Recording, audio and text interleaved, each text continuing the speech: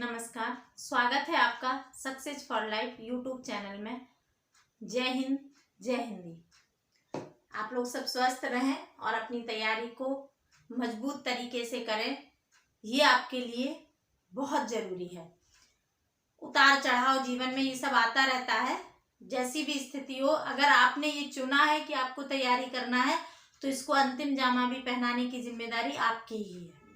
सब चीज होने के बावजूद भी आप खड़े रहिए, तैयारी करते रहिए। हमारी शुभकामनाएं आपके साथ हैं। आप एक अच्छे अधिकारी बनके हमारे देश को एक नई दिशा दीजिए।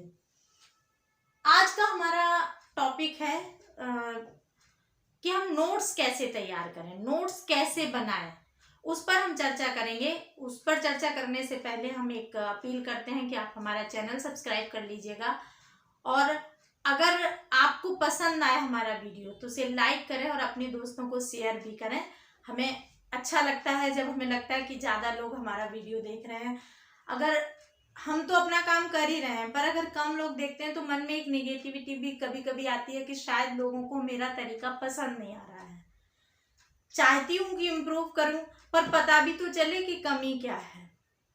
पर लोग देखेंगे, कमेंट्स में बताएंगे, तभी तो पता चलेगा कि कहाँ कमी है। तो आप हमारी कमियां भी हमें बता सकते हैं। अगर आप सार्वजनिक नहीं बताना चाहते तो हमारा नंबर है, आप हमें इस पर भी सलाह दे सकते हैं कि मैम थोड़ा बहुत जो बदलाव है इस पर करके मुझे पढ़ाने के तरीके में आप बदलाव करवा सकते हैं। हम कोशिश करेंगे, क्योंकि हम जब पढ़ा रहे हैं तो हमारी प्रायोरिटी यही है कि आपको समझ में आना चाहिए। हम अपना प्रयास तो करते हैं, फिर भी आपका व्यू, आपका सलाह हमारे लिए बहुत जरूरी होता है और हमें बहुत खुशी होगी अगर आप हमें सलाह देंगे। तो आज का हमारा टॉपिक है, आज हम बात करने वाले हैं कि नोट्स कैसे तैयार करें। तो जो आपकी कॉपी है, हम सीधे मुद्दे पर आते हैं। जो आपकी कॉपी है, मान लो ये आपकी कॉपी है, ऐसे ये एक पेज मान के हम चलते हैं, ठीक है। ये एक पेज है आपका जिस पर आप नोट्स तैयार कर रहे हैं। आप किसी भी चीज का नोट्स बना रहे हैं, अपने ऑप्शनल का बना रहे हैं, आप जीएस का बना रहे हैं या फिर करंट अफेयर्स का बना रहे हैं। पहला काम आप कीजिएगा कि आप इसमें इतना पेज छोड़ दीजिए। आप अपने रेशियो से देख लीजिएगा, या तो इस साइड छोड़ दीजिएगा या उस साइड छोड़ दीजिएगा, हाशिए के रूप में, ठीक है। और मेन नोट्स आप यहाँ लिखना स्टार्ट कीजिए, उसको छोड़ते जाइएगा।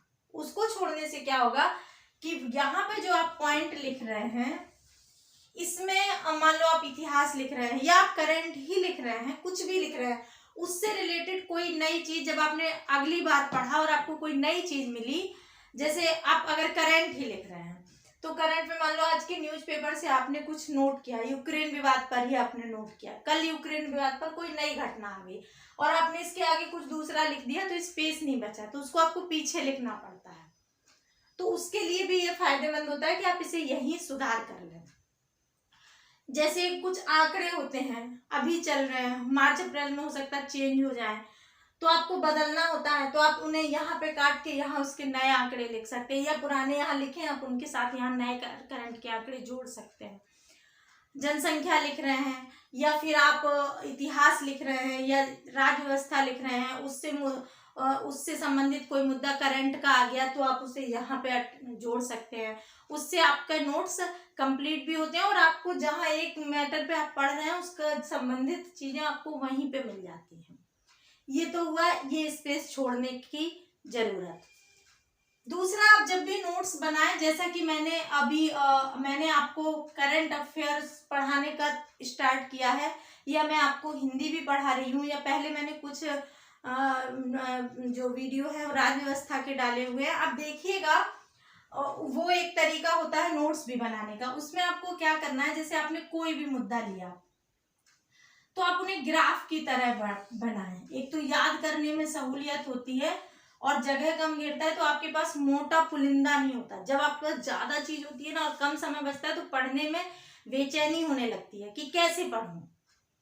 तो उसके लिए आप इन्हें ग्राफ में तैयार करें, ठीक है। जैसे आप मान लो कुछ भी पढ़ रहे हैं, आपने जैसे अकबर लिखा इतिहास में, ठीक है। तो अकबर का अगर आपको जन्म समय लिखना है, मृत्यु लिखना है, उसके फादर्स का नेम लिखना है, उसके पुत्र का नाम लिखना है या पत्नी का नाम लिखना है, ऐसे ग्राफ में लिखें, वो आपको याद करने में बहुत सहूलियत देगा।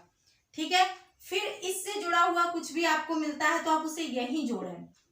जैसे आपने अगर आगरा यहाँ लिखा कि ये आगरा में शासन करता था, मान लो, यह हम उदाहरण दे रहे हैं आपको।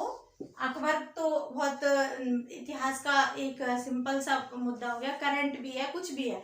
तो फिर आप आगरा के बारे में जो भी इंफॉर्मेशन है वो आप लिख लें, या फतेहपुर के बारे में जो भी आपको मिलता है वो सब आप यहीं लिख लें। इससे क्या होगा कि आपका इतिहास, ज्योग्राफी और राज व्यवस्था, करंट, सब चीज आपको यहाँ मिलेगी।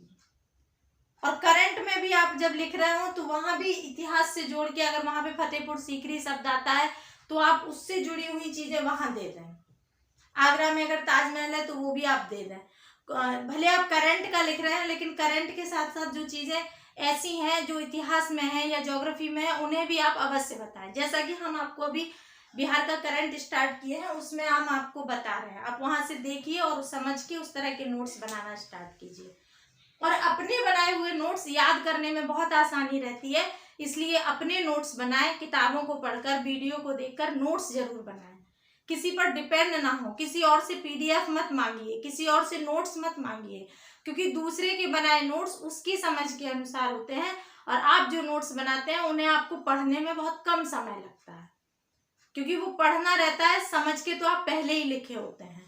और दूसरे के नोट्स को आपको उसके स्तर पे जाके समझना होता है, तो उसमें बहुत वक्त लगता है और वो बहुत आपका टाइम खाता है, प्लस कभी कभी याद भी नहीं रह जाता। तो नोट्स हमेशा अपने बनाएं, अपने तरीके से बनाएं। ये एक बेसिक स्ट्रक्चर है जो हमने आपको बताया। आप इस तरह से नोट्स बनाएं, आपके काम आएगा। मैं बहुत ज़्यादा समय नहीं लूँगी, क्योंकि ये कोई मुद्दा ऐसा नहीं है जिस पर मैं बहुत डिस्कस करूँ। बस इतना ही मुझे कहना था। धन्यवाद।